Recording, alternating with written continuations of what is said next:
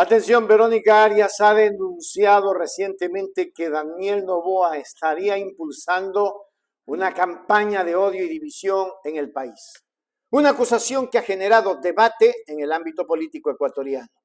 Según Arias, esta estrategia busca polarizar a la sociedad para consolidar apoyo en torno a Noboa, presentándolo como una única opción viable frente a un supuesto caos o enemigo común. Este tipo de táctica no es nueva en la política nacional ni en la internacional. Históricamente, líderes y movimientos han utilizado narrativas confrontacionales para ganar terreno electoral, a menudo exacerbando diferencias ideológicas, sociales y económicas.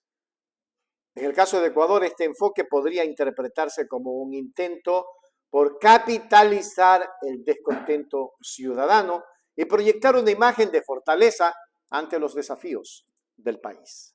Vayamos a mirar.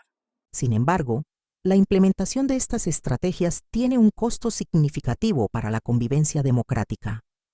Al profundizar las divisiones, se corre el riesgo de erosionar el tejido social y debilitar las instituciones, lo que puede tener consecuencias a largo plazo más allá del periodo electoral.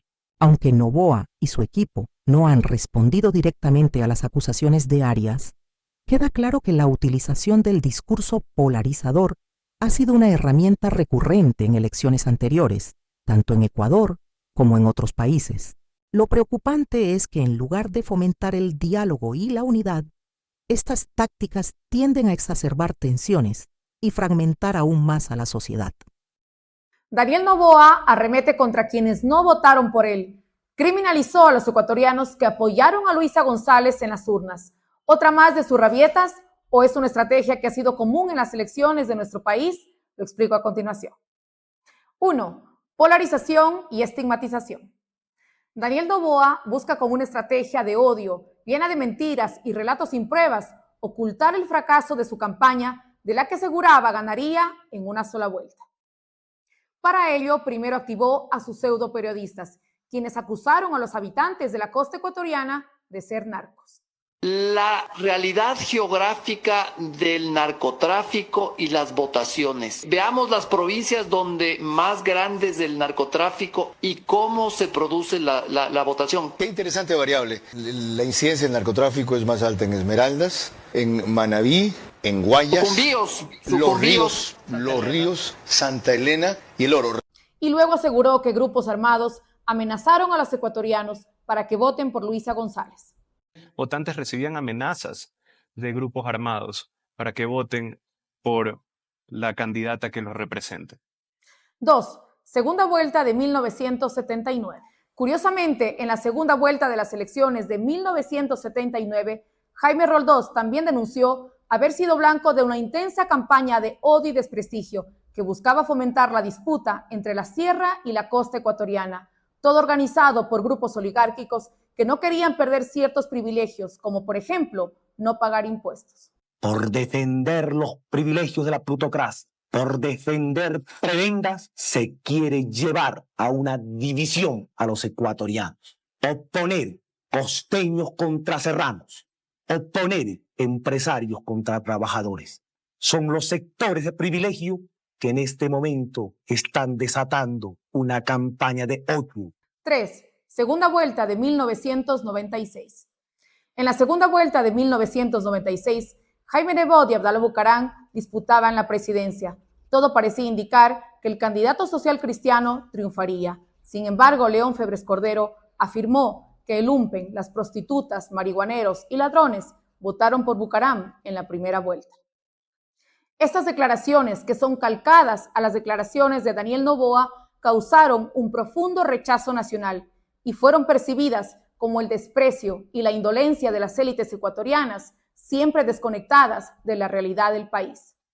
Daniel Noboa está construyendo una narrativa peligrosa, basada en la estigmatización y el enfrentamiento entre ecuatorianos. Su discurso violento refleja su incapacidad para gobernar con propuestas, recurriendo a la división como única estrategia para sostenerse en el escenario político.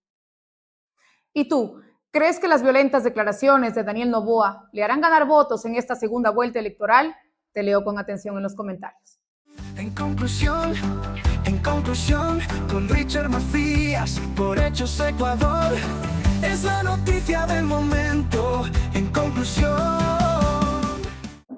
conclusión, la denuncia de Verónica Arias sobre una supuesta campaña de odio liderada por Daniel Noboa pone en evidencia un fenómeno que, aunque no es nuevo, sigue siendo profundamente preocupante para la salud democrática del país.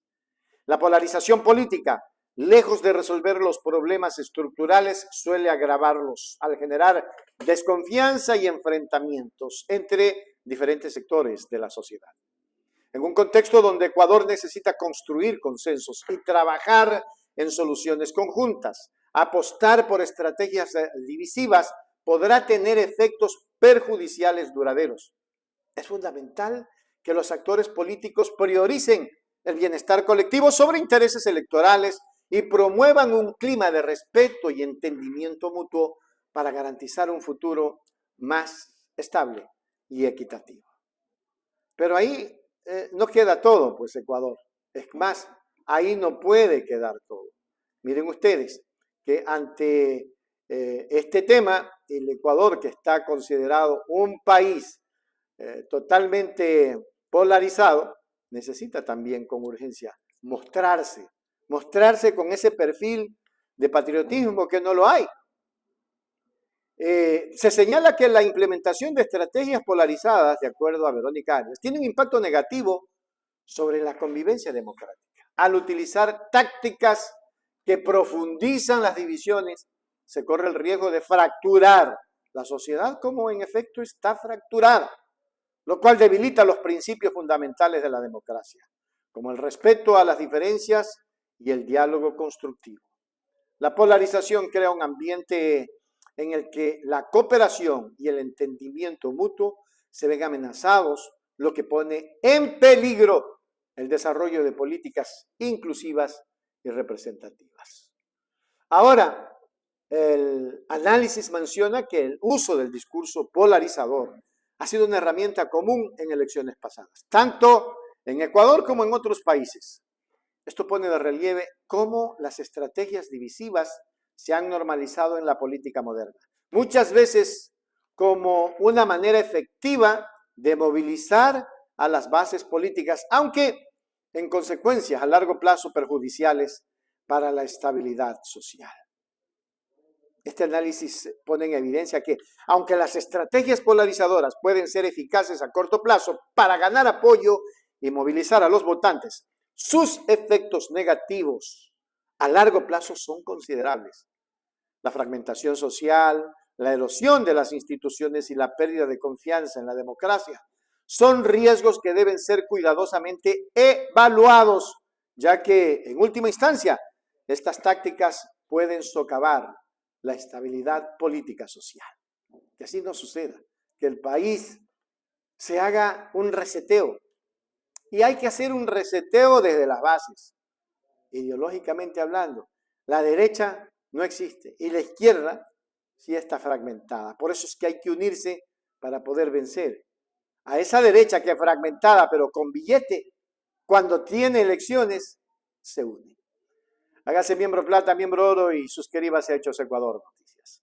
Hechos Ecuador, suscríbete ya. Hechos Ecuador, suscríbete ya. Hechos Ecuador, la verdad está ahí.